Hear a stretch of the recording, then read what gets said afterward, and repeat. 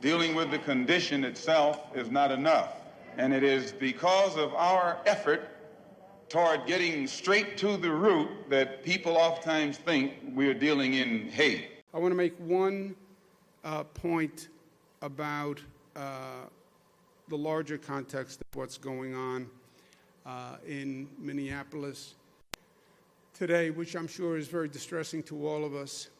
And I want to begin by offering our personal thoughts and prayers to the family of George Floyd on behalf of all New Yorkers who have seen that incredible video. We can imagine your pain, and you are in our thoughts and prayers.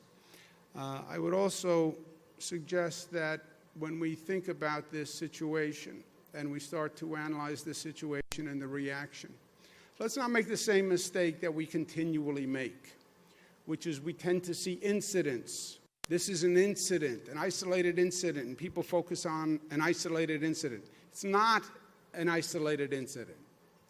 It is a continuum of cases and situations that have been going on for decades and decades and decades. These are just chapters in a book, and the title of the book is Continuing Injustice and Inequality in America. And these are just chapters.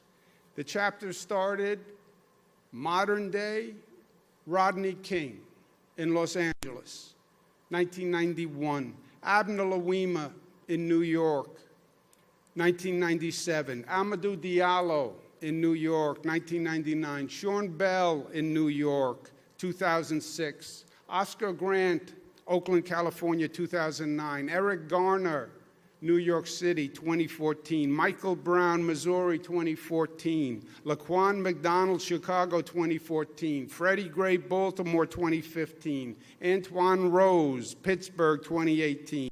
Ahmaud Arbery in Georgia, 2020. Breonna Taylor in Kentucky, 2020. George Floyd in Minneapolis, 2020.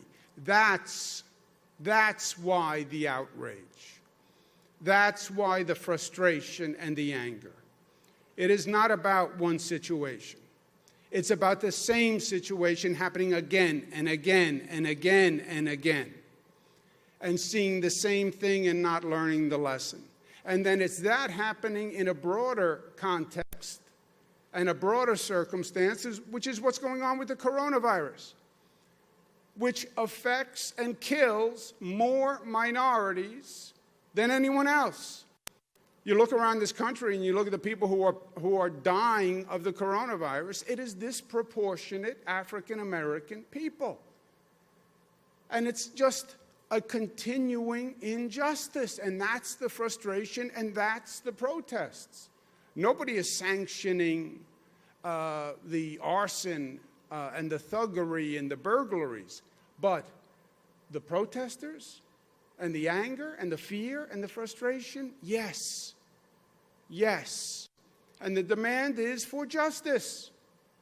And when the prosecutor came out and said, well, there's other evidence, but I can't tell you anything more than that, that only incited the frustration. Injustice in the justice system. How repugnant to the concept of America. And over and over and over again. I stand figuratively with the protesters. I stand against the arson and the burglary and the criminality. I stand with the protesters. And I think all well-meaning Americans stand with the protesters. Enough is enough. How many times do you have to see the same lesson replayed before you do something? This country is better than this. It has been better than this. And it shouldn't take this long to end basic discrimination and basic injustice. Any questions?